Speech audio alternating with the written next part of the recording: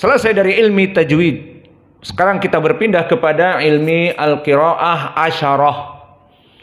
Maka ayat yang ketiga, barakallahu fikum, qulu amin. Di sini pengajar selalu mendoakan kalian barakallahu fikum, dan kalian tidak mengaminkan untuk diri kalian, juga tidak membalas doa kepada pengajar. Kayaknya kita tidak gayung bersambut. Barakallahu fikum, diam. Tidak ada amin, tidak ada wa anta barakallahu fik. Maka kasihan mudaris mendoakan kalian tidak diaminkan dan kalian pun tidak mendoakan. Maka di ilmu qiraah barakallahu fikum, doa lagi. Maka telah terjadi ikhtilaf di kalangan qurra, dan khilaf ini awas, bukan rekayasa dari para qurra dan bukan innovation dari bacaan mereka agar berbeda. Tetapi khilaf yang ada di sini dikarenakan lahjah lugatil arabiyah, dari dialek bahasa Arab. Sehingga Jibril di saat menurunkan kepada Nabi Muhammad sallallahu alaihi wasallam satu ayat datang berbeda-beda qiraah. Maka ini perlu dipahami. Dan ini dari asal dan usul ilmu qiraah. Sehingga kenapa qiraah Wars an-Nafi' membaca demikian, dan kenapa qiraah Hamzah Az-Zayyat membaca demikian, dan kenapa qiraah yang kalian hafal Hafs an Asim membaca demikian, dan kenapa qiraah misalnya Abu Ja'far dan Ibnu Katsir membaca demikian. Itu karena sunnah dari Nabi. Di saat Al-Quran diturunkan Jibril kepada Nabi Muhammad, terjadi perbedaan dialek dari bahasa Arab. Maka sesuai dengan hadis yang diriwayatkan oleh Imam Al-Bukhari dan Muslim dari Umar, inna hadal Qur'an unzila ala sab'a ahrufin, faman qara'aha bi ba'diha faqad asaba. Dan di riwayat Al-Bukhari dan Muslim disebutkan faqra'u ma tayassara minha. Maka Al-Quran diturunkan dengan 7 bahasa Arab yang fushah. Maka bacalah dari satu qiraah mereka, sudah cukup.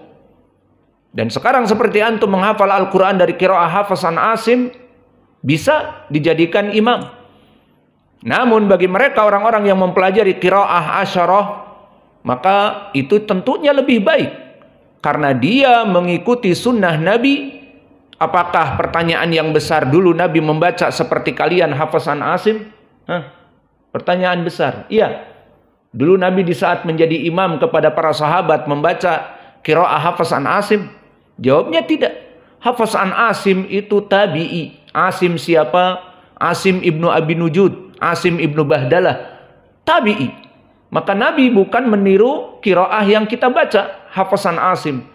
Lalu Nabi membaca apa? Membaca qiraah ala sab'a ahrufin. Nabi diturunkan oleh Jibril membaca 7 dialek, 7 dari bahasa Arab. Maka mana dalilnya? Seperti hadis yang diriwayatkan oleh Imam Ahmad dari Ubay ibnu Ka'ab. Dan Ubay ibnu Ka'ab dijadikan oleh Nabi sebagai penghafal Al-Quran dan rujukan dari qiraah Al-Quran. Maka di saat turun wahyu, sering Ubay mendapati bahwa Nabi membacakan Al-Quran kepadanya. Maka di dalam hadis yang dikeluarkan oleh Imam Ahmad dan yang lainnya dan disahihkan oleh Syekh kami Muqbil Al-Wadi'i di kitabnya Al-Jami'us Sahih dan di Sahihul Musnad, di Musnad Ubay ibn Ka'ab, maka disebutkan di saat turun Al-Quran berkata Jibril kepada Nabi Muhammad, yang mana Nabi Muhammad di saat Jibril membacakan ayat, dia membacakan kepada Ubay. Dan Ubay menghafalnya dan menulisnya. Nabi tidak baca tulis. Dan ini wahyu dari Allah. Lihat bagaimana gambarannya. Nabi orang yang memang Allah jadikan tidak pandai membaca tulis. Dia seorang penggembala kambing, tidak pernah makan bangku sekolahan, dan tidak mempunyai gelar S1, S2, dan seterusnya, atau doktor dan profesor. Maka dia dalam keadaan penggembala kambing tidak baca tulis, telah dipersiapkan oleh Allah menjadi Rasul. Lalu diangkat jadi Rasul, dan diturunkan wahyu. Dan wahyu butuh dihafal, dan butuh ditulis. Bagaimana caranya? Diturunkan melalui Jibril. Dan Jibril membaca kepada Nabi Muhammad, dan Nabi Muhammad menghafal di dadanya. Dan jika ada para sahabat, dia bacakan kepada para sahabat menulis dan menghafalnya. Ini ada kelebihannya? Naam. Kelebihannya adalah di zaman now orang-orang orientalis. Makna orientalis adalah az-zanadiqah, orang-orang kafir yang pura-pura masuk kepada Islam, yang ingin menghancurkan Islam dari dalam, maka mereka tidak mempunyai kesempatan untuk menghancurkan Al-Quran. Kitab-kitab yang lain selain dari kitab As-Samawi seperti kitab Weda yang ditulis oleh Siddhartha Buddha Gautama, maka ini tulisan dia. Akhirnya jatuh. Bukan dari Samawi, bukan dari Allah, bukan dari wahyu. Ini karya sastra yang agung, yang ribuan jilid ditulis tentang akhlak dari Siddhartha Buddha Gautama yang akhirnya menjadi ajaran Buddha. Namun Al-Quran dipelajari ternyata datang dari seorang penggembala kambing yang tidak bisa baca dan tulis.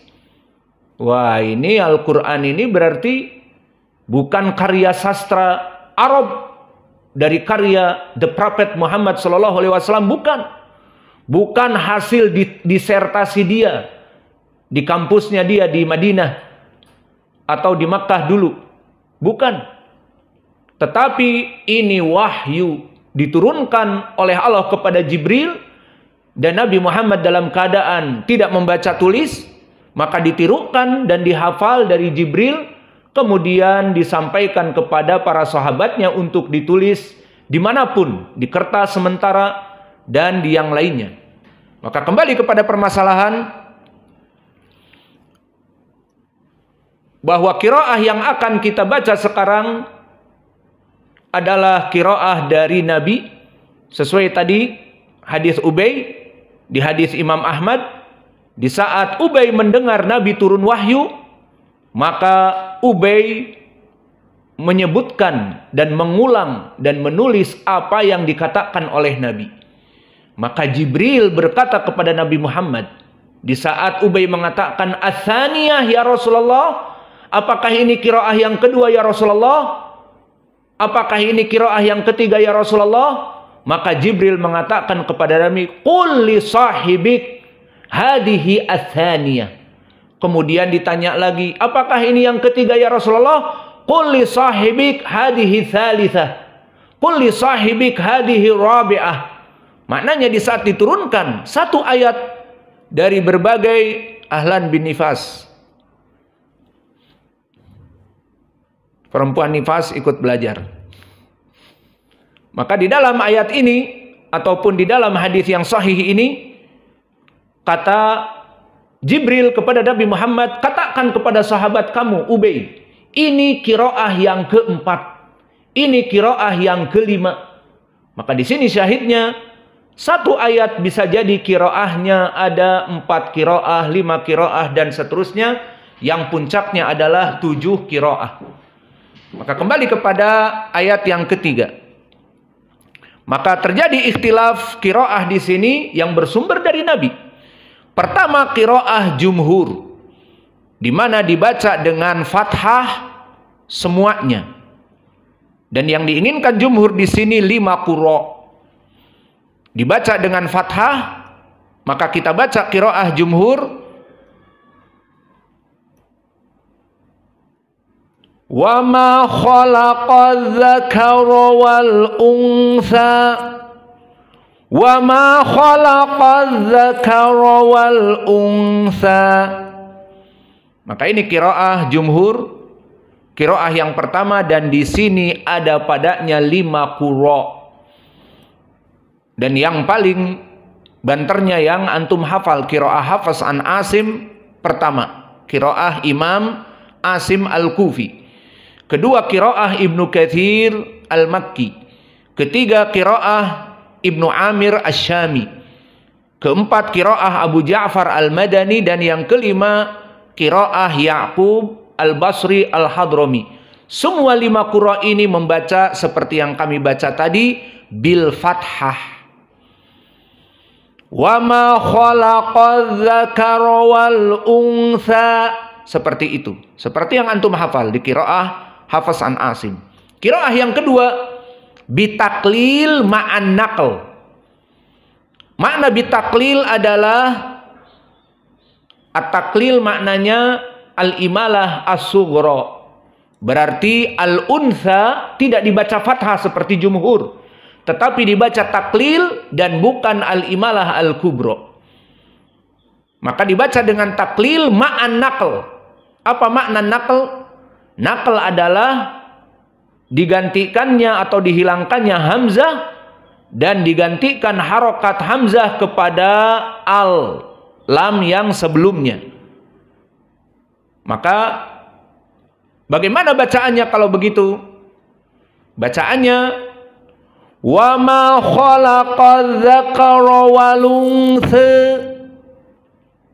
Wa ma khalaqadz dzakara wal untha. Syahidnya wal untha. Kok bisa seperti ini? Pertama, at-taklil. Makna taklil adalah imalah as-sughra. Adapun jumhur tadi wal untha. Di sini untha itu taklil. Adapun makna an-naql, kalau jumhur dibaca tadi dengan tahqiq al-hamzah wal untha. Maka qiraah di sini dengan dihapuskan hamzah wal jadi hamzahnya hilang. Lalu kalau hamzahnya hilang, harokat fathahnya, dhammahnya untha pindah ke lam, pindah kepada yang sebelumnya al-untha.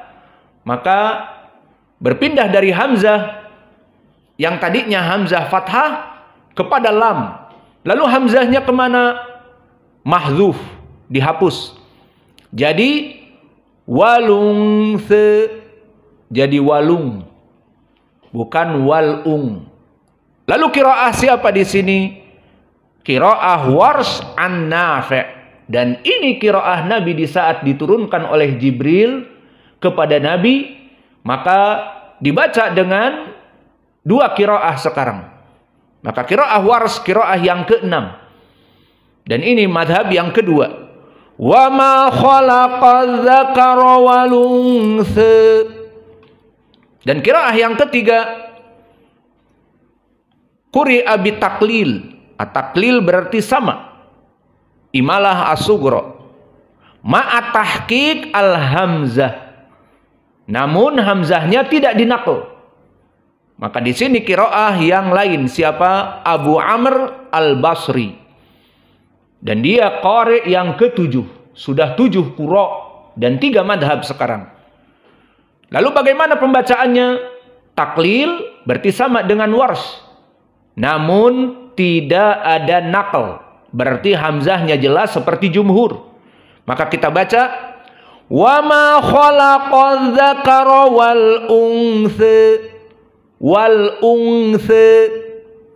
Maka hamzahnya sama seperti jumhur, dibaca wa ma khalaqadz dzakara wal untha. Adapun madhab yang keempat, quri'a bil imalah. Jika dimutlakkan al-imalah ay al-imalah al-kubra. Idan quri'a bil imalah al-kubra maknanya al-untha tidak fathah seperti jumhur, tidak taklil seperti Warsh an Nafi' dan Abu Amr, tetapi dibaca dengan al-imalah al-kubra mendekati kepada kasrah ma'a tahqiq al-hamzah, dan hamzahnya tidak ada naql. An-naql hanya pada Wars an-Nafi'. Dan juga ada pada Hamzah sedikit. Maka ini qiraahnya dua qura, Al-Kisai dan Khalaf Al-Ashir. Berarti dengan Al-Kisai dan Khalaf Al-Ashir sudah 9 qura.